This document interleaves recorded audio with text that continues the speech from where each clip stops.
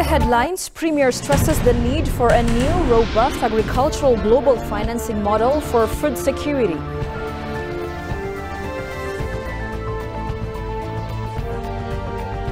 And Sudan fighting enters its 100th day with no peace in sight.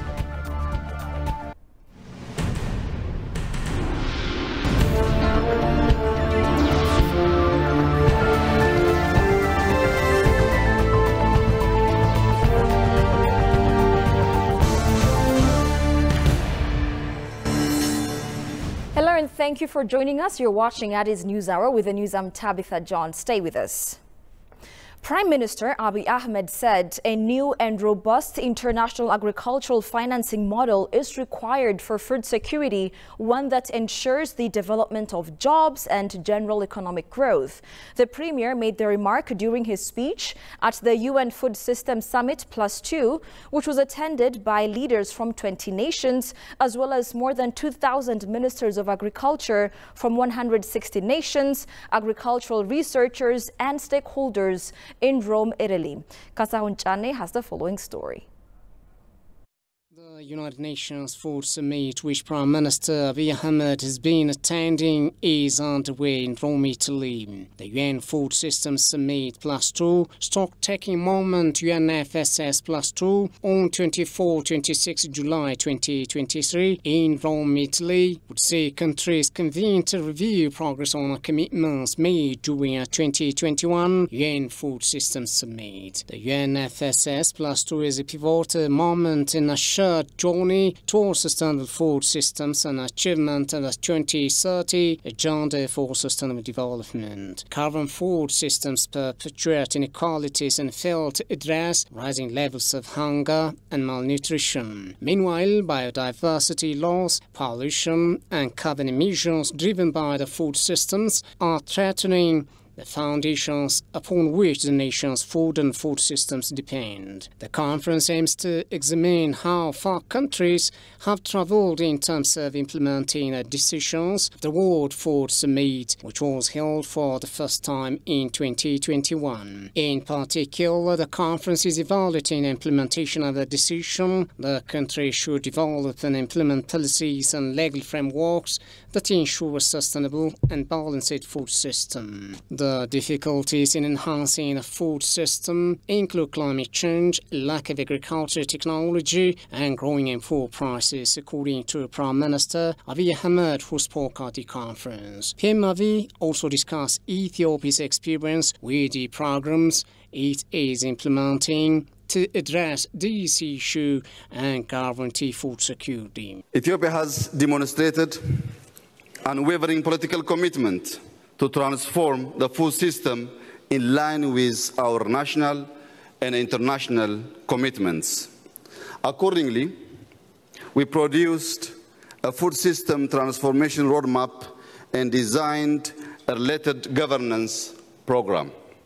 Excellencies, beyond policies and strategies, we have been actively implementing numerous initiatives with our overarching goals of enhancing agricultural resilience, ensuring food self-sufficiency, and combating climate change.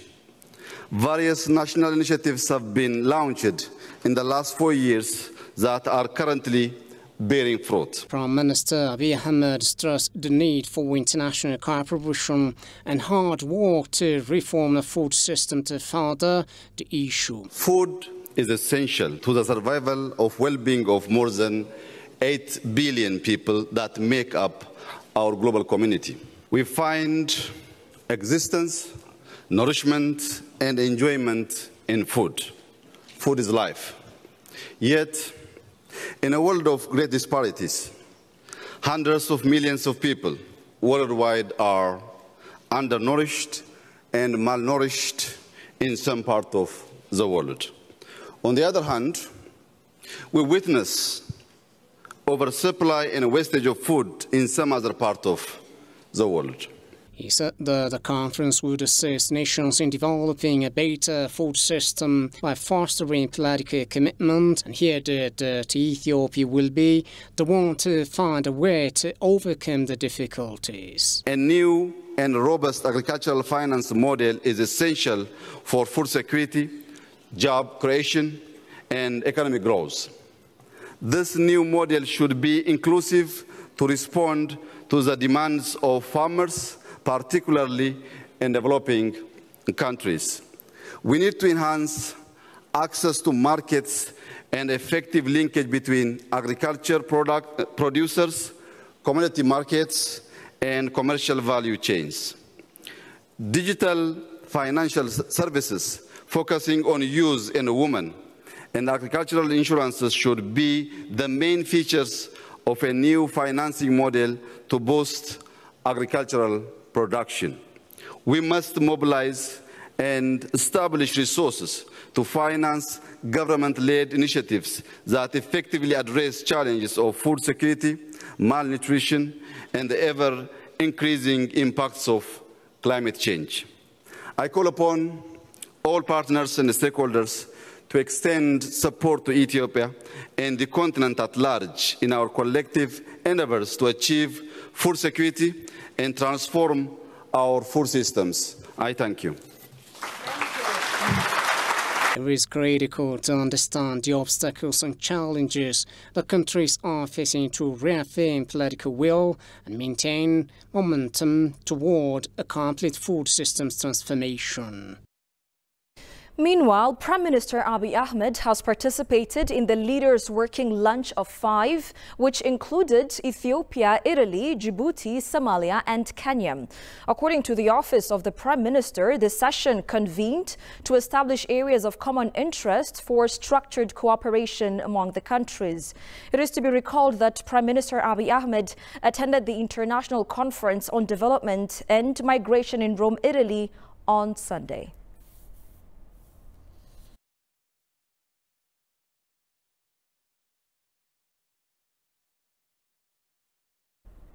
The Government Communication Service, GCS, said the memorial plaque in honor of the legendary Ethiopian marathoner Abebe Bikila in Rome further cements the long-standing bilateral ties of the two countries.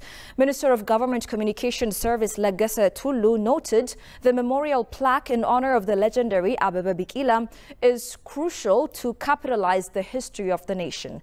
Haptam Washagwe takes it from here.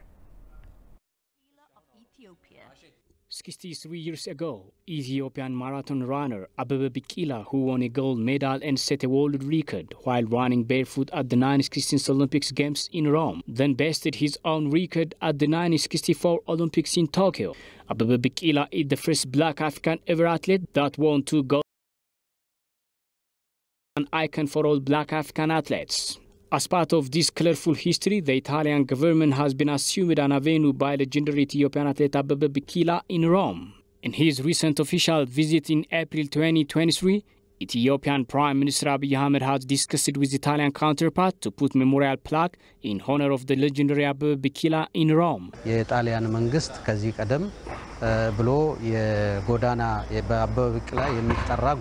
The government of Italy assumed an avenue to commemorate the legendary Ethiopian athlete Abebe Bikila in Rome. Beyond assuming the legendary athlete, there was not any information about Abebe Bikila or in a strait.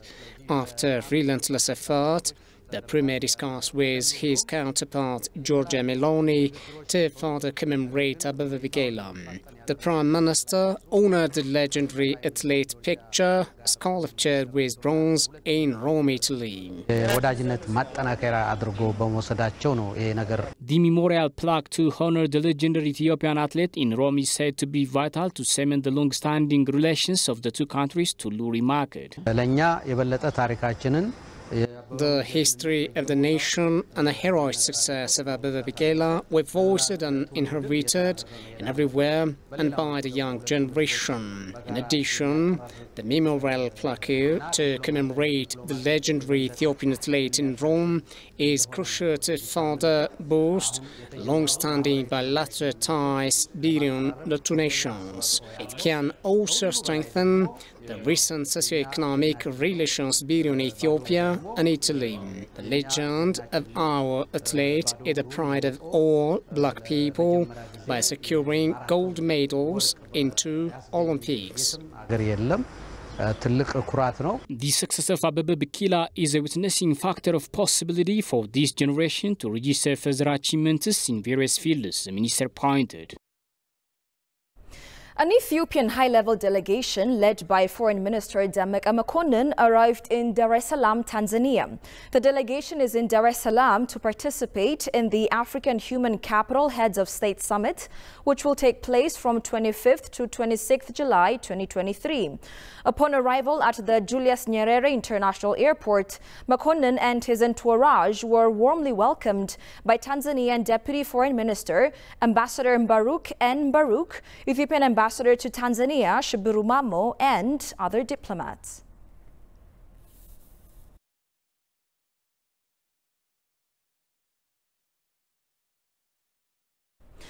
The United Arab Emirates has provided relief aid for internally displaced persons, IDPs, affected by man-made and natural disasters, including floods in Ethiopia.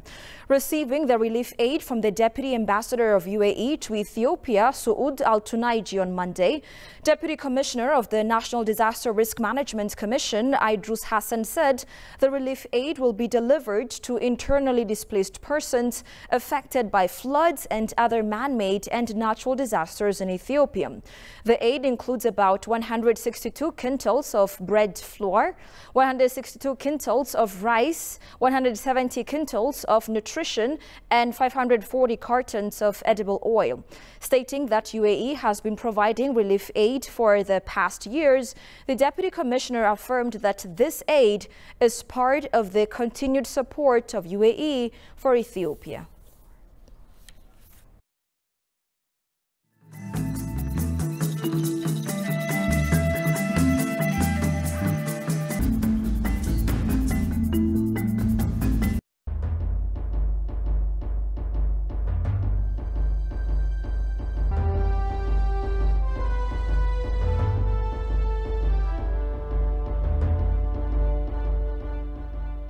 አንድ ሰው ቆርኪ ገደለ ሰው አንድ ሰው ገደለ እንደገደለ ነው እኛ ሰው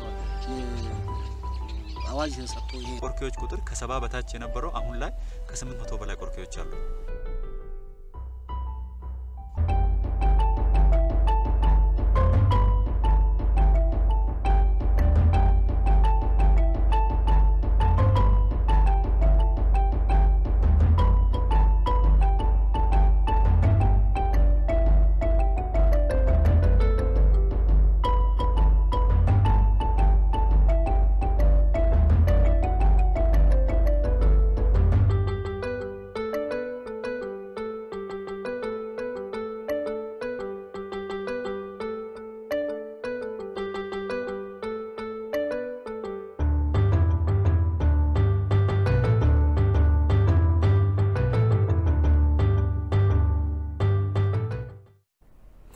Welcome back. Ethiopia can earn $500 million every year from carbon trading through the Green Legacy Initiative, National Red Plus Coordinator Yitabitu Moges said in an exclusive interview with the Ethiopian news agency. Red Plus Coordinator Moges explained that carbon trading is a market-based system in which developed countries pay developing countries that develop forestry to absorb carbon and engage in development practices that reduce specific amounts of carbon. The coordinator emphasized that the Green Legacy Initiative is an exemplary work and many countries know about it, and their ambassadors participate in tree planting in Ethiopia.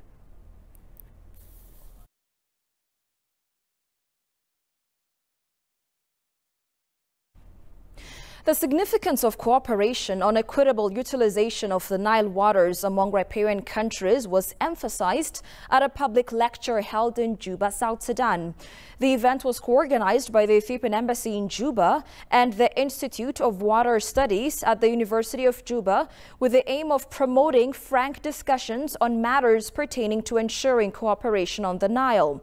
Vice-Chancellor of the university, Professor John Akech, on his opening remarks, underlined the pivotal role academic institutions play to promote equitable utilization of shared water resources. Concluding the event, Ethiopian ambassador to South Sudan, Nabil Mahdi, thanked the University of Juba and other stakeholders for successfully hosting the public lecture.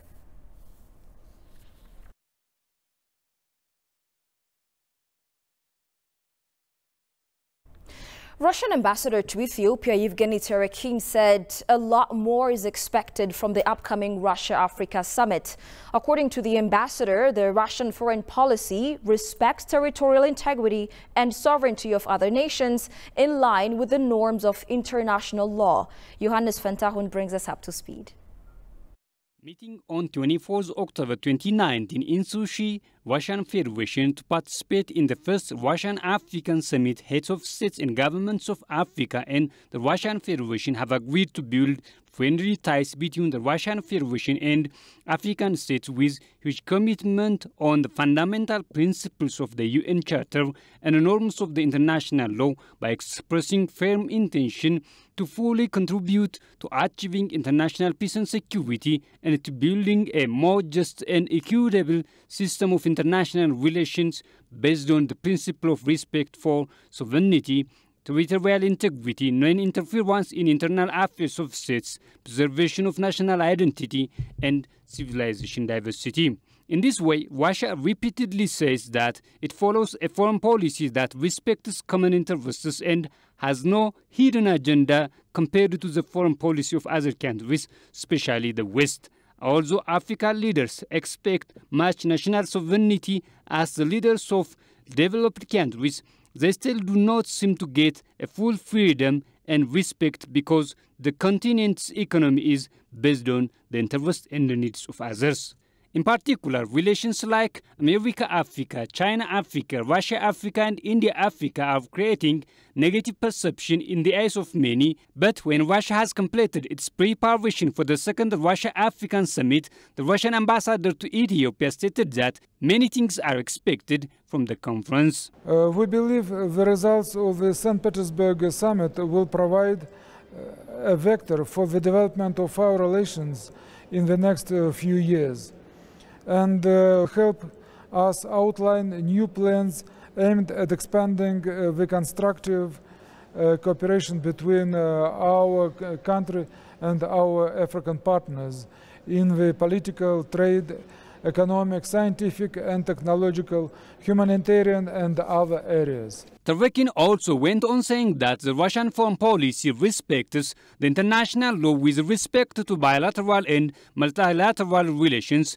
with other countries. We do not have a hidden agenda in our relationships with the African countries. We are building our interstate interaction on the principles of international law, equality, mutual respect, and consideration of interests of our partners. We believe that this creative approach appeals to Africans and not only them. All normal countries find it attractive. And of course, we have a lot to offer to our African friends, including assistance in ensuring national security and meeting their humanitarian needs.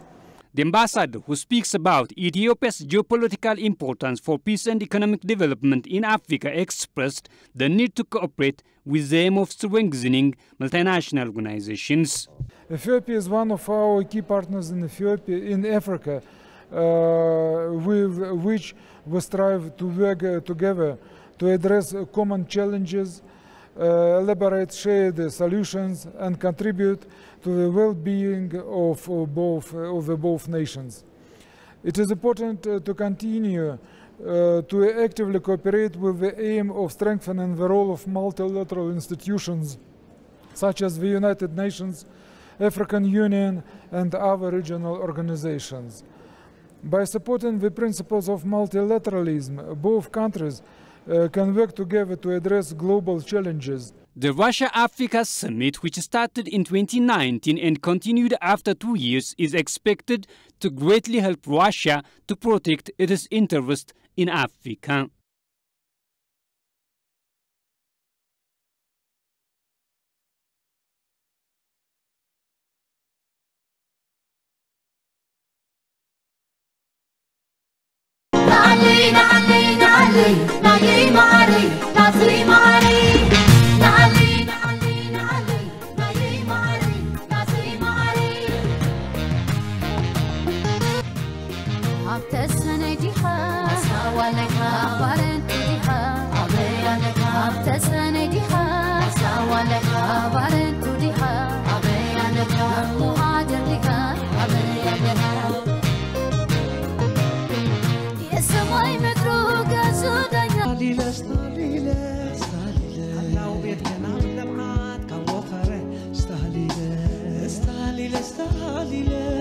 It's not that bad. And it feels good. I'm gonna try to swim for y'all and show you how to swim. Come on, follow me. Like I said, Anthony for the vision, you know what I'm saying? We in Massawa.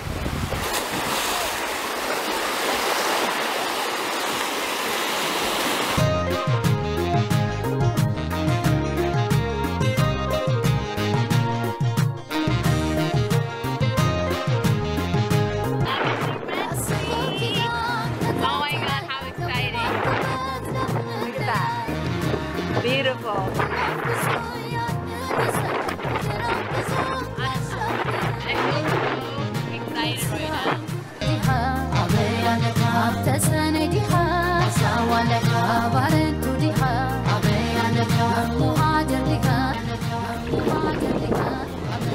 right now.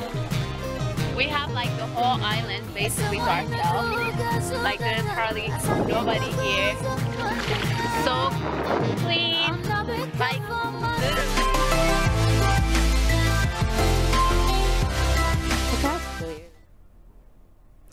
And finally, from the continent, Sudan fighting enters its 100th day with no peace in sight. The United Nations says at least 3,000 people have been killed since the start of the fighting and more than 3 million people displaced. But it also says that that figure is likely an undercount of the real number of those who've been killed and those who fled from the fighting here in Khartoum. Tegus Tarnisa has the following account from Al Jazeera. There have been 100 days of fighting in Sudan, and the conflict has wrought a devastating human toll, reigniting ethnic violence and sparking fears it could destabilize the wider region. On April 15, a rivalry between the army and the paramilitary Rapid Support Forces (RSF) exploded into war, turning Khartoum and wider areas of the capital into a bloody battlefield. Since then, fighting has also spread to the conflict-weary Darfur region as well as part of Kordofan and Blue Nile states. Hundreds of thousands of people have fled from the capital Khartoum alone, seeking refuge in neighboring states or neighboring countries as the two warring sides battle each other in residential neighborhoods here in the capital Khartoum. Homes and properties have been destroyed as the two sides exchange gunfire and heavy artillery and due to airstrike being launched by the Sudanese army. Markets and factories that used to supply the entire nation have been burned to the ground, leading to a humanitarian crisis and to a food crisis in the country.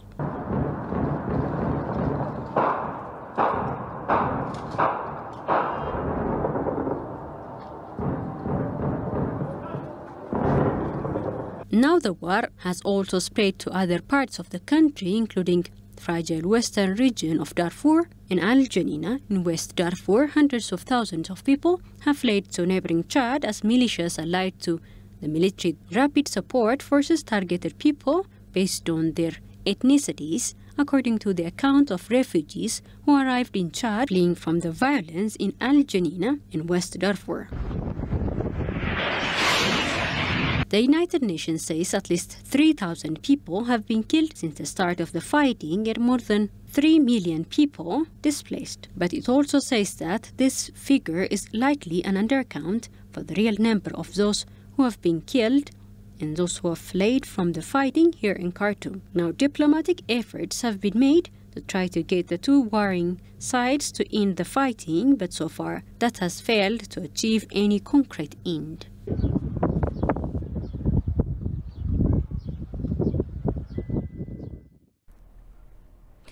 You're watching Addis News Hour. Here's a quick reminder of the stories making headlines.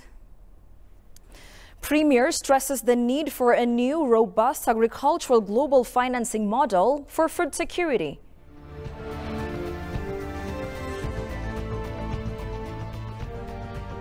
And Sudan fighting enters its 100th day with no peace in sight. That's all we had for now. I'm Tabitha John. Many thanks for watching. Have a good day.